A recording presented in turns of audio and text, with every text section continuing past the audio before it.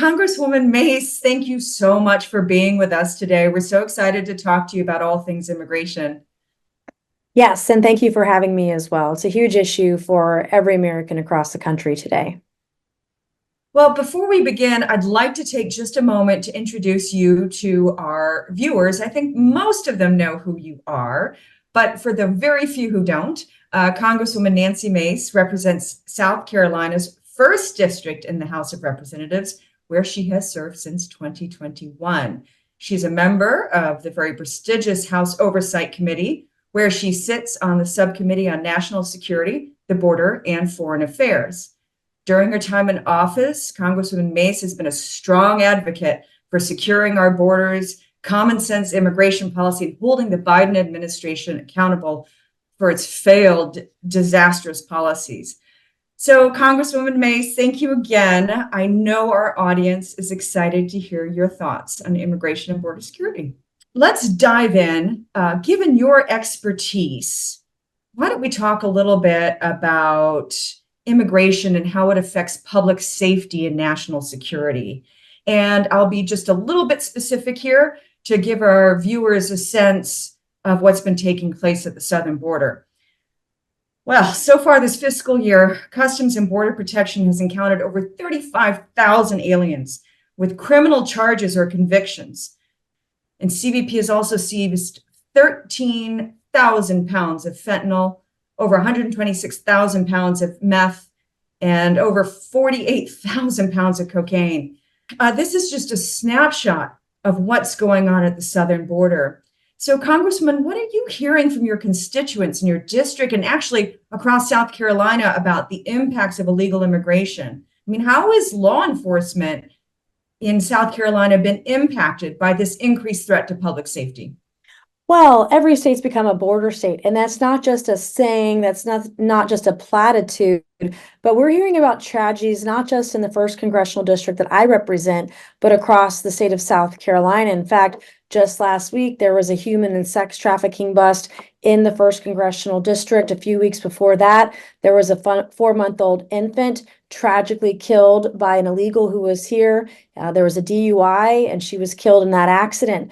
Last year, there was 4-year-old toddler Maddie Hines from the upstate of South Carolina, again, tragically killed on the road by an illegal alien. In Maddie Hines' case, very sadly and tragically, the illegal alien who killed her was deported under Donald Trump and then let back in under Joe Biden. And so when you are comparing back-to-back presidencies and the safety of a nation, the safety of our women and girls from illegal aliens, there's not even a more starker contrast between Donald Trump and Joe Biden. You don't have to be a Republican or a Democrat or independent. Those are just facts. And sadly, we're seeing we've reaped what Joe Biden has sowed, because on his first day of elected office after he was sworn in, he peeled back many, border security measures that were put in under Donald Trump's presidency, whether it was Remain in Mexico, Title 42, and other measures, the wall, for example. Republicans voted to build over 900 miles of wall last year. We've had multiple border security bills,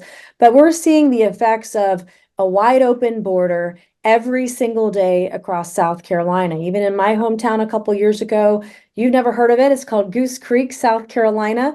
There was a human trafficking bust with illegals, over 28 people arrested. In another small town, South Carolina, again in my district, right down the street from where I grew up in Summerville, there was a sex trafficking bust with over 20 people arrested. I never knew what fentanyl was a decade ago, but just last year, tragically again, and sadly, I knew personally 2 people that passed away and were killed by fentanyl. And so when we're looking at what's happening in our country, it's going on everywhere. And there ought to be accountability, there ought to be responsibility, there ought to be transparency in who's making these decisions, who's failing everyday Americans, because if you don't have a border, you don't have a country. And that's why it's really important for people to tell the truth on what's actually happening at our southern border and across every state across the nation. Well, let's talk for a minute then about accountability, because that's so important. I know there were a lot of us fighting really hard for Congress to force policy changes in some of these spending bills that were going through Congress. Certainly every year there's some sort of funding bill to fund the federal government. But in the last few months, there was also that foreign aid package that went through. And we were fighting real hard. We were hoping Congress would get some meaningful changes into those laws, because it's clear that the Biden administration, it's not going to reverse course on its own. They are And wedded they to this didn't policy. do it. They didn't do it. Yeah, They didn't no, even try to do it. I mean, they did border security bill separate from the Ukraine bill, separate from the foreign aid bills, and they did it purposely because they knew it wouldn't pass. They knew the foreign aid would not pass with border security. So they didn't do it. That's what's so crazy about this thing, because you hear Republicans day in and day out incessantly talking about border security and immigration. And then you got members of our own party that would kill a bill, kill legislation, kill funding for the border security if it were tied to foreign aid, putting the sovereignty of other nations before the sovereignty of our own. That's what happened in that particular spending debate, and it's wrong. yeah, it's so frustrating. And every single day, more and more illegal aliens cross our southern border, and we see these tragedies. You were just talking about them, and it breaks your heart. And it doesn't have to be this way. So, what do you think this fight looks like on Capitol Hill this session, or moving forward into next year? How do you think Congress is going to hold the administration accountable? I mean, I guess, there could be a change in administration altogether, but how do you think Congress forces change? And we impeached Secretary Mayorkas, but of course the Senate won't take any of that up. I'm a different kind of Republican. I don't care if you have an R or a D by your name. If you've done wrong, you are held to the same standard regardless of your political affiliation. But most people in Congress don't operate that way. But that's why elections are really important. They do matter, and it matters who's in office, and finding people that will have a backbone and do what they say they're going to do with regards to immigration. Because I'm tired of lip service. I'm tired of seeing women and girls raped, assaulted, and killed by illegal aliens. And it's not just Lake and Riley. There are plenty all around the country. You hear stories every single day, and you hear about the child trafficking, the sex trafficking, the organ trafficking, the fentanyl trafficking. I can't even tell you, because it's probably classified, the number of fentanyl drug houses, fentanyl manufacturing facilities in Mexico on the border of the United States that our administration knows about and are doing nothing about. And so they've allowed this thing to happen. They've allowed thousands of illegals to come across every day. That, even Gavin Newsom the other day did a stupid ad on X saying how he was going to get the National Guard down to the southern border of California, by golly, and stop those illegals. Literally, like the next day, you saw a train of Chinese illegal immigrants, CCP loving illegals coming into Southern California. Like, you just can't make this up. And I think when it comes down to, at the end of the day, there are two things people want. There's some people in this world that want to be right. Then the other people in this world, they want the truth. And I think by and far, the vast majority of Americans just want political leaders who will tell them the truth, who won't just give BS talking points, BS bills, and then not do anything about it.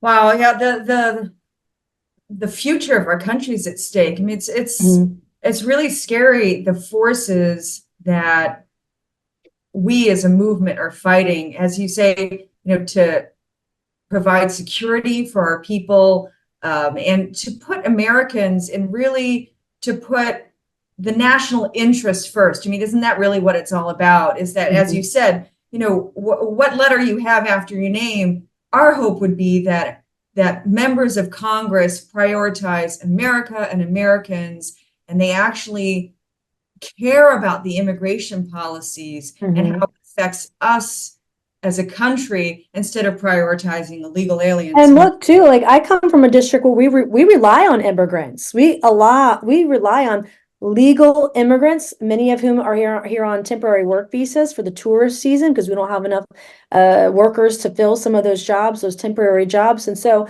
I get the tug and pull of what the needs are of the economy and jobs, while at the same time, you don't grant amnesty to people who come here illegally. You don't allow people who are rapists and murderers to stay here. They got to go back home. All these cartel members, cartel people, they should be designated as domestic terrorists, right? Not MAGA. It should be people that are doing things to destroy our nation and her sovereignty. And so we've got to really find people that are gonna talk the truth to what's going on in this country.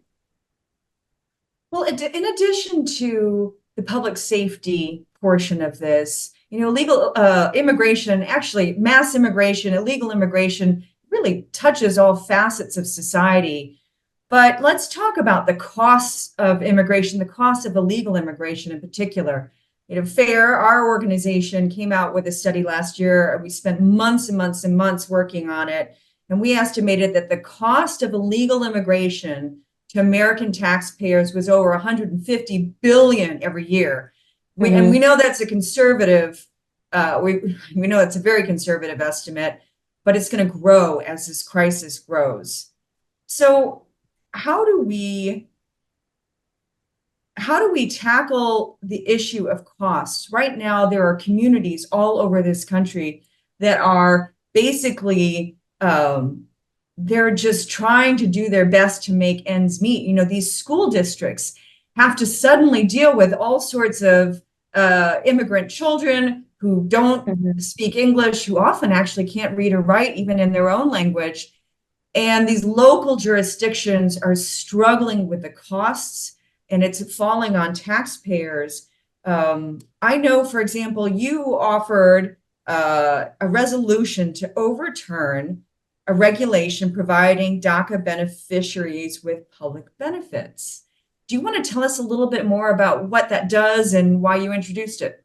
Well, Joe Biden attempted to put illegals onto Obamacare a few weeks ago, and this was pushback on that effort, on that executive order to do that. And we have over 30 co-sponsors and multiple organizations, 4 different organizations who support that that piece of legislation. We don't want to incentivize more illegal immigration. That's what happens when you give them free healthcare, free education, a free debit card, a free luxury apartment, or free luxury hotel room, those kinds of things that are happening in blue cities, sanctuary cities everywhere now. All we're doing is incentivizing more illegal immigration. And we know that when they come here, they never leave. We've seen example after example of that. We've seen legislation that would allow that. We've seen court rulings that would allow that.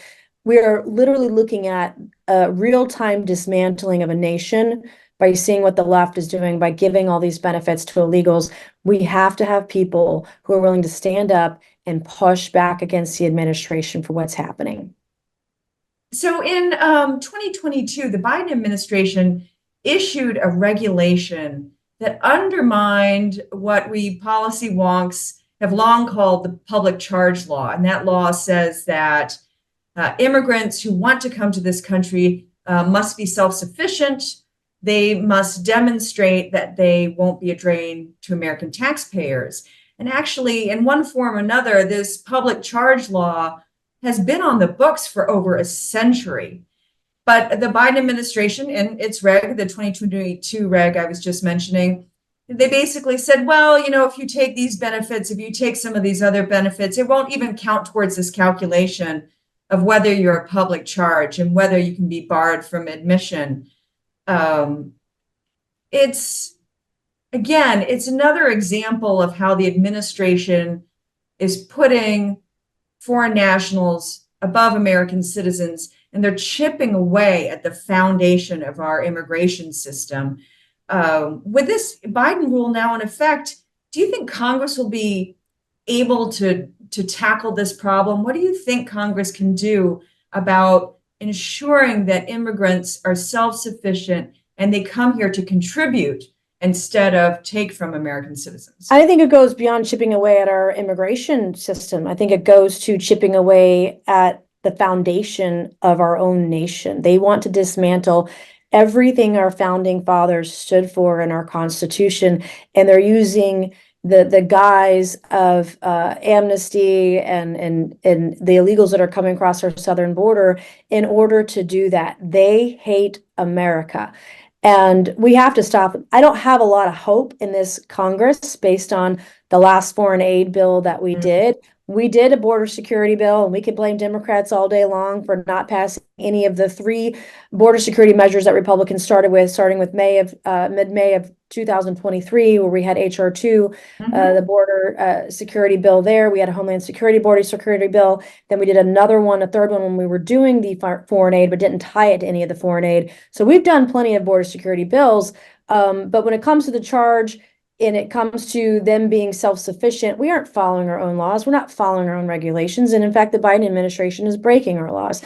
They are not following our nation's constitution or even regulations, and they're trying to change it in a way that is completely unconstitutional. And so you actually have to have a backbone and a spine and say, we're going to put our nation and her people first above all else. And there are not enough of us in Congress to do that. Quickly, as we wrap up here, Mhm. maybe a couple weeks ago, President Biden signed an executive action to address the border crisis, created this sort of expulsion authority. But for those of us who actually read through it and read through all the details, we know it was totally riddled with loopholes that make it virtually useless. So, do you think it was, why do you think he issued that? And where do you think he's going with that? And, and Well, just I mean, recently clearly pushing it's an that rule in election place. year. Yeah, clearly it's an election year, and he's paying lip service to border security and immigration issues. It's like the debt ceiling bill last year. It's like a lot of the omnibus. It's like a lot of the bills that both sides, the uniparty likes to do. For every good idea on the very next page, there is an exception, there is an exemption, there is a loophole for it. And look, we've got 4,000 to 8,000 illegals coming across a day. This doesn't really stem the tide of that. It only affects about 6 countries in the Eastern Hemisphere, not every country. And so it's really just paying lip service to the issue of illegal immigration. It doesn't really do what it's intended to do because it wasn't meant to. And we have to wake up to it, and we have to make sure that constituents and voters are educated on who's telling the truth and who's not.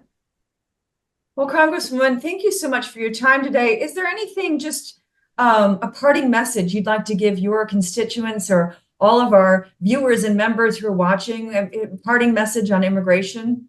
To help us spread the truth on social media is really the biggest thing, because there are so many lies, not just from the left, but some on the right, but also the left is aided and abetted by mainstream media. And so we've got to have alternative formats to get information and news out to people that is honest and real and true, because you just can't trust all the time what's going on mainstream media, because they're literally taking the talking points of the White House and lying to the American people. Well, that's good advice. And we're so grateful to have you. Thank you so much for your Thanks time. for having me. It's good to see you all this afternoon. Appreciate your support. Thank you.